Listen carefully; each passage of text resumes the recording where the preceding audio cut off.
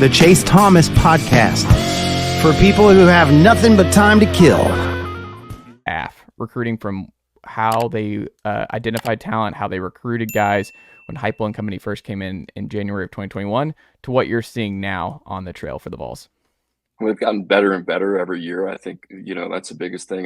When Josh Heupel came to Knoxville, I don't think there were a lot of people really kind of doubting his offensive prowess. I know for me, the biggest question mark was, all right, everything that he's done on field with his previous stops, which included some places like Oklahoma and obviously UCF, can that match on the recruiting trail? And I think what they've done, and something that I always look for, when you're coming off a successful season like they had 2 years ago, it's really important to capitalize on the recruiting trail. And they've done that. I think we talked about it on the show, just talking about, the run they've had here with Nico and Jake Merklinger. Now you get George McIntyre and Faizon, in a world in college football in the FBS, especially in the Power Four, where, over 50%, I think that number is closer to 60% of starters in the Power Four are transfer portal quarterbacks. It's very difficult to come by. So he's done a tremendous job, not only offensively, and I think a lot of people gravitate towards quarterback. I love what they've done at the skill position. I can't wait to see that group kind of mature over the next 2 years. Obviously been really aggressive on the offensive line. They bring over Lance Hurd from LSU, like their offensive line class this year. You just mentioned David Sanders. It's a lot like the NFL model, right? When you're bringing in these type of franchise arms, you want to be able to protect them and surround them with everything that they need to be successful. So a lot of people talk about offense. I really like what they've done defensively as well. So this is not just a team that's going to try to beat you one way. I think they've kind of learned, I think early on, that they were going to have to be a lot more aggressive, not only in the talent ID, but the talent acquisition side. And they've done that at all three levels. So I'm excited about this year, but I'm really kind of excited about this year and beyond of what Tennessee can be, because now I think it's, Josh Heupel, his staff have established themselves. And I think the market you're starting to see is reflecting that. There's no questions about this program or where this program is heading. And I think it's interesting because, like, when he got hired, I was definitely one of the Tennessee folks who was like, I was really intrigued by the Dan Mullen aspect to it, and I don't think that would have been well received and not a real option. And then he gets the comparisons, obviously, to Lincoln Riley as the quarterback whisperer on the East Coast here, and I think those two will always just be kind of connected in that regard, just with the Oklahoma connections, this, that, and the other, and their offensive philosophy and just what they've done with quarterbacks. But what I think is most interesting, you kind of hit on this with Heupel through 4 years, and I'm interested if you've noticed that too, is Heupel, he didn't go the Grantham route, and he didn't go the, why am I blanking on who they just let go this past year? Alex Grinch, USC, is that Heupel, I think, understood early on, and maybe something that was overlooked, was that he understood his limitations, and he was like, I'm going to have my guys, like, he's promoting from within. Like, I'm writing about this week, is all of Tennessee's offensive staff outside of Glenn Ellerby is under 40 years old.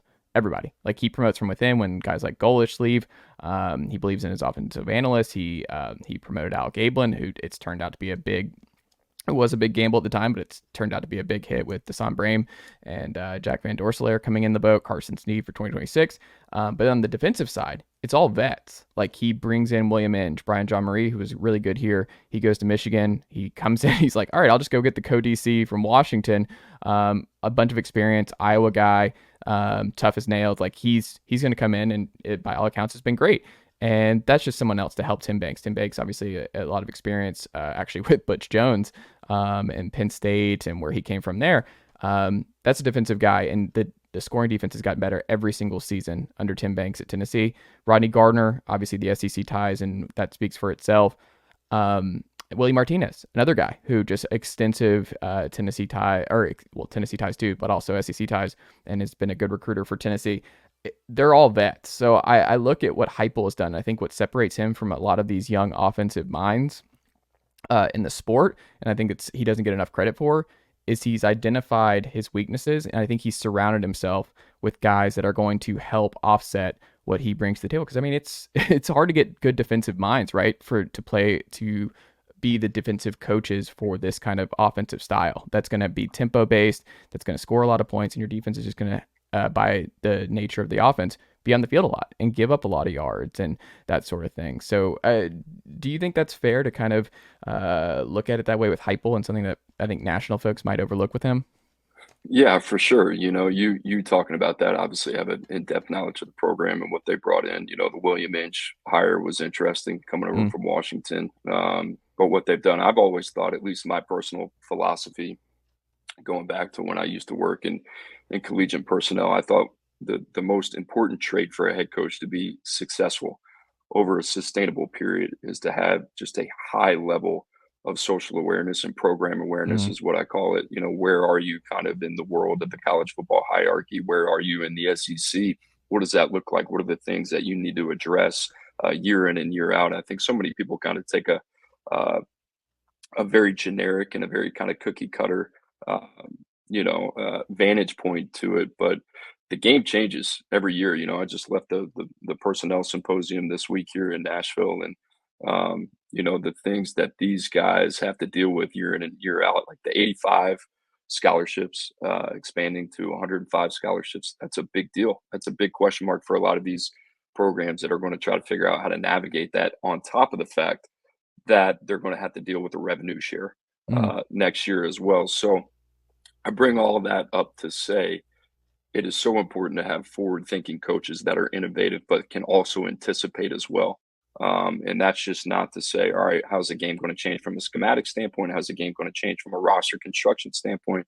But how's the game going to change in terms of the people that I surround myself with, and being able to take a really close examination of that year in and year out? And, offensively, it's never been the question, but defensively, in terms of what they've done and what they've been able to add, I think Josh Heupel knows if he can continue to improve that unit year over year, they're going to be one of the most, I would say, just testy teams over time that can contend in a 12-team playoff. And, by that time of the year, the 12-team playoff, like when I think of which programs nationally that helps the most, I don't think anybody would want to see a team like Tennessee, the way that they are built from an offensive standpoint. You insert a guy like Nico, we talked about the three young arms under him as well, and then have a defense that's opportunistic enough and has guys like, Pearce. I mentioned the edge rushers, and, I've heard rave reviews about Jordan Ross already, but the stuff that they've done on the back end. So,